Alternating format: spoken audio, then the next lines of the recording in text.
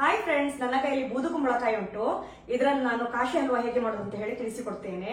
ಕುಂಬಳಕಾಯಿ ಕಟ್ ಮಾಡುವ. ಸಿಪ್ಪೆ ಮತ್ತು ತಿರುಳು ತೆಗಿತೇನೆ ನಾನು, ಮತ್ತೆ ಸಪುರ ಸಪುರ ತುಂಡು ಮಾಡ್ತೇನೆ. ತಿರುಳು ತೆಗಿಬೇಕು ಮತ್ತೆ ಈ ಸಿಪ್ಪೆ ತೆಗಿಬೇಕು. ಸಿಪ್ಪೆ ಮತ್ತೆ ತಿರುಳು ತೆಗ್ದಾಯ್ತು, ಇನ್ನು ಗ್ರೇಟ್ ಮಾಡುವ.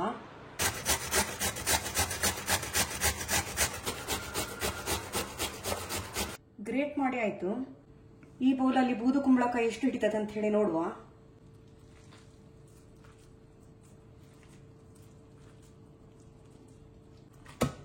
ಒಂದು, ಎರಡು, ಮೂರು, ನಾಲ್ಕು, ಐದು. 5 ಬೌಲ್ ಕುಂಬಳಕಾಯಿಗೆ 2 ಬೌಲ್ ಸಕ್ಕರೆ ಹಾಕುವ. ಆದಷ್ಟು ಕುಂಬಳಕಾಯಿಯ ನೀರನ್ನು ಹಿಂಡಿ ತೆಗೀರಿ. ಸ್ವಲ್ಪ ತುಪ್ಪ ಹಾಕುವ. ಸ್ವಲ್ಪ ಗೇರು ಬೀಜ ಹಾಕುವ. ರುಬ್ಬಿಕೊಳ್ಳುವ. ನಿಮಗೆ ಬೇಕಿದ್ರೆ ದ್ರಾಕ್ಷಿ ಸಹ ಹಾಕ್ಬೋದು, ಒಣ ದ್ರಾಕ್ಷಿ ಸಹ. ತೆಗೆಯುವ, ಇಷ್ಟಾದ್ರೆ ಸಾಕು. ತುರಿದ ಕುಂಬಳಕಾಯಿ ಹಾಕುವ.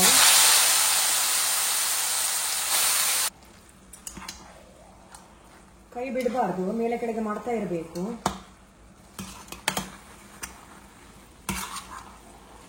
ಕುಂಬಳಕಾಯಿಯಲ್ಲಿದ್ದ ನೀರೆಲ್ಲ ಡ್ರೈ ಆಯಿತು, ಬೆಂದಿತ್ತು ಕುಂಬಳಕಾಯಿ. ಈಗ ಸಕ್ಕರೆ ಹಾಕುವ. ಇನ್ನು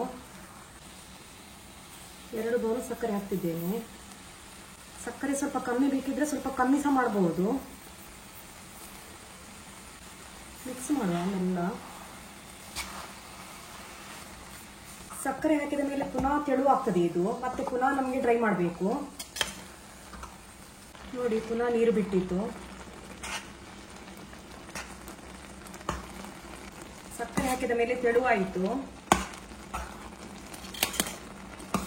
ಮೇಲೆ ಕೆಳಗೆ ಮಾಡ್ತಾ ಇರಬೇಕು, ಇಲ್ಲರೆ ತಳ ಹಿಡಿತದೆ. ನಮ್ಮ ಹಲ್ವಾ ಚಂದ ಕಾಣಲಿಕ್ಕೆ ಕಲರಿಗೋಸ್ಕರ ಲೆಮನ್ ಯೆಲ್ಲೋ ಕಲರ್ ಹಾಕ್ತಿದ್ದೇನೆ. ಸ್ವಲ್ಪ ಆಪ್ಷನಲ್ ಇದು, ಬೇಕಿದ್ರೆ ಮಾತ್ರ ಹಾಕ್ಬೋದು. ಮಿಕ್ಸ್ ಮಾಡುವ.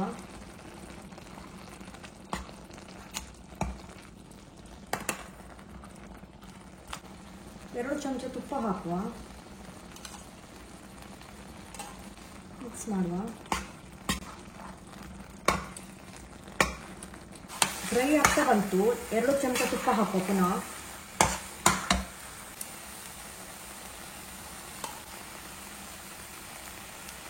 ಮಿಕ್ಸ್ ಮಾಡುವ. 1 ಚಮಚ ತುಪ್ಪ ಪುನಃ ಹಾಕಿ, ಒಟ್ಟಿಗೆ 5 ಚಮಚ ತುಪ್ಪ ದೊಡ್ಡ ಸ್ಪೂನಲ್ಲಿ ಹಾಕಿದ್ದೇನೆ ನಾನು.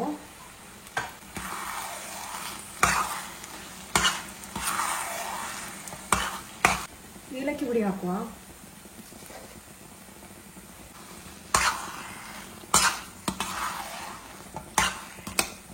ಫ್ರೈ ಮಾಡಿದ ಗೇರು ಬೀಜ ಹಾಕುವ. ಮಿಕ್ಸ್ ಮಾಡಿ.